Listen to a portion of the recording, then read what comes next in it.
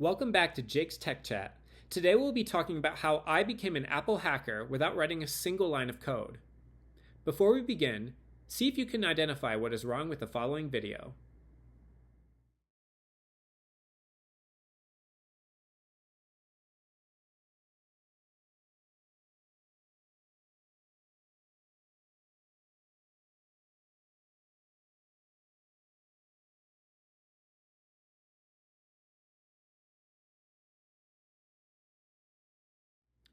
If you look closely, you may have noticed that the Home app allowed me to open my Smart Garage despite the iPhone still being locked. Finding this Smart Garage bug was the first ever instance of me finding a security vulnerability on any platform ever. At the time of discovery, I had remembered that Apple had previously paid a young individual who had discovered a serious FaceTime bug allowing access to the FaceTime recipient's microphone without them answering the call, so I did some searching and I came across the Apple Security Research page. I then decided to write a report of my findings and provided a screen recording of the demo of the bug that I found. 4 months later, I was alerted that I would be paid $7,500 for finding this vulnerability and credited in the iOS 17 release notes. Ecstatic, I began looking for more vulnerabilities in my free time. When I would get bored, I would start swiping around my phone, attempting to break different security-related features. It took some time, but I eventually found a few more. Take a second to find the issue present in the following 2 videos.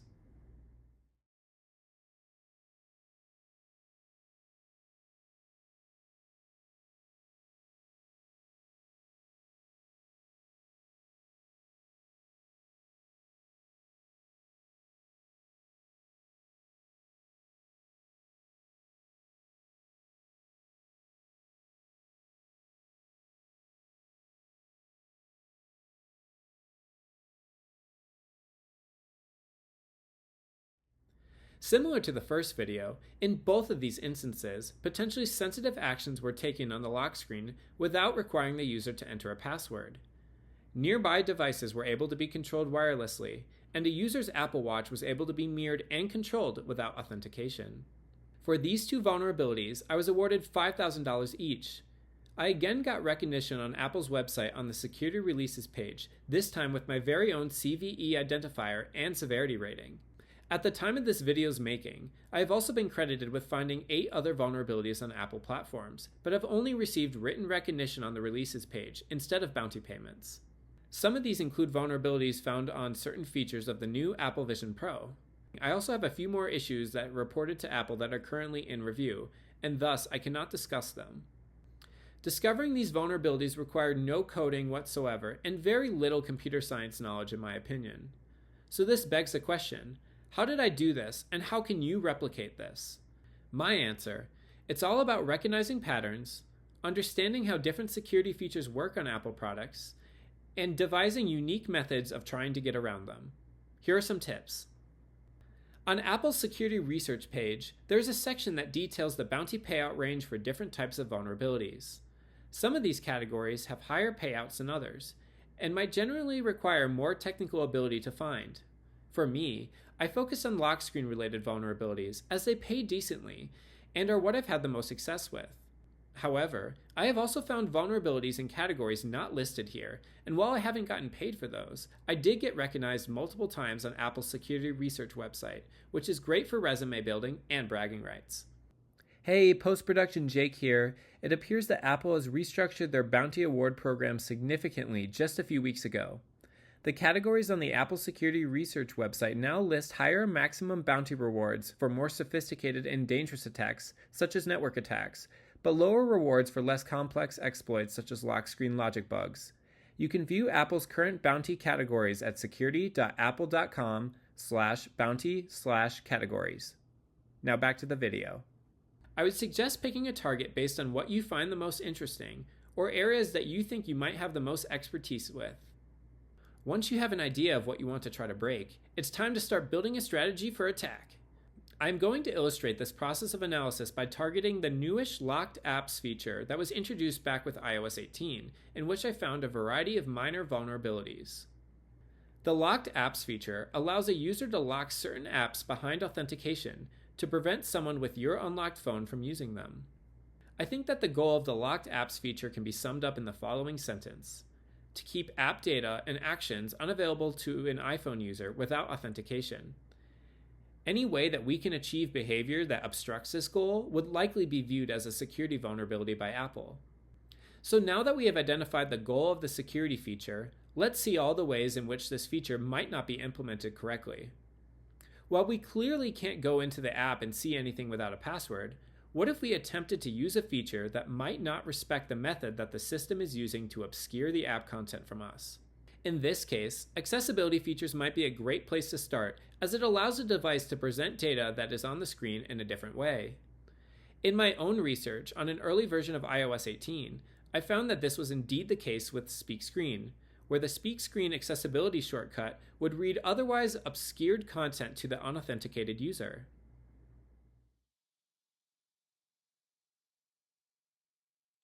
Speak screen. This is a note that I shouldn't be able to read. Despite finding this vulnerability, I continued digging into more nuances of the locked apps feature. It turns out that many system apps have enhanced capabilities and use features not commonly present on third-party apps.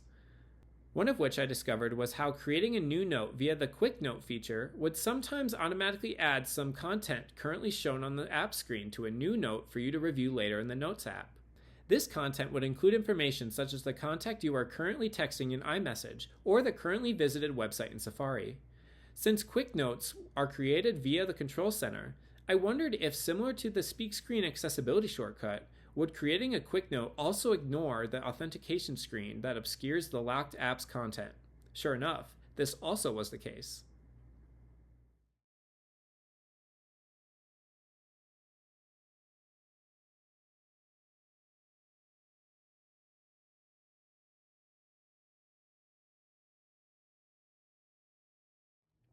In one final example, I was thinking about the data an app that is locked might have available to other applications, and whether those applications will respect the fact that the app is locked and refuse to show data without authentication.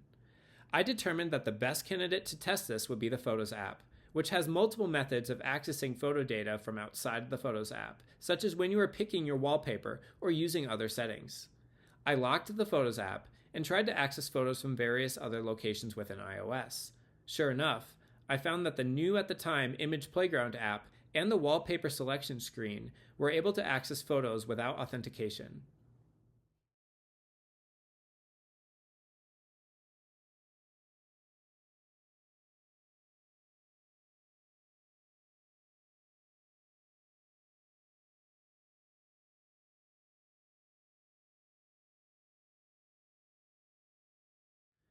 Perhaps one of the most important aspects of security research is writing your report. Apple Security Bounties eligibility requirements heavily emphasize the importance of a thorough and clear report for issues to be considered for bounty awards. While this format is by no means a rule, I've had success with the following report format. In this section, write a brief name for your report. I personally tend to have the first words of the specific component within the system that the vulnerability pertains to, such as locked apps or lock screen. In this section, list all the specific details on what device models you use to reproduce the bug and the specific operating system versions. Remember to include the full OS build identifier. You can find the build identifier on iOS in Settings, General, About, and then click on the word iOS version. If you were able to reproduce this on multiple devices, be sure to note that. This is where I would put a brief description of what you achieved. Save the actual steps for the next section. This is one of the most important sections. Here is where you will explain exactly how Apple can reproduce the vulnerability you discovered. Remember to explain every detail clearly. In this section, explain what you would expect to happen if you followed the steps you detailed in the previous section and the vulnerability was fixed. This is where you will explain what actually happened when you followed the steps you detailed. In some of my more recent reports, I have also began adding a section, Why this is a security issue. In this section, I detail why this is a vulnerability for concern and why this might impact the privacy and safety of users. My rationale behind creating this section is to ensure that the Apple engineers see the same vision as myself as to why this is a security vulnerability. Finally, in my opinion, the most important thing to include in your report is a video demo. If for some reason Apple struggles to reproduce your issue from the steps you detailed, a screen recording or video of you reproducing the issue can help them significantly and also further act as proof that you found the issue. A quick note: to protect against a possible compromise of Apple's security reporting database, the bulk of your report cannot be edited once you submit it and will not be viewable by you until the issue is resolved. You can add comments and answer questions from engineers or add details at any time, however. Remember that Apple is paying you a bounty to keep quiet about what you find so they can fix it and prevent it from being exploited in the wild. Refrain from posting about the issue you found until it is fixed. Conclusion: finding vulnerabilities isn't easy, and getting paid for them is even harder. By doing security research on Apple products, you are actively trying to find flaws and oversights on products actively developed by one of the wealthiest companies in the world. Sometimes I will spend hours trying to break one feature and have no luck whatsoever, while other times I will try something and it works immediately. That said, there will always be mistakes in software, so give it your best shot if you are interested. Thanks for listening. This is one of my first videos, and if you like this, please support me by liking, commenting, and subscribing. If I get enough interest, I can dive more into this topic and more about the world of tech, as well as my journey of a work-in-progress professional triathlete. Have a great day.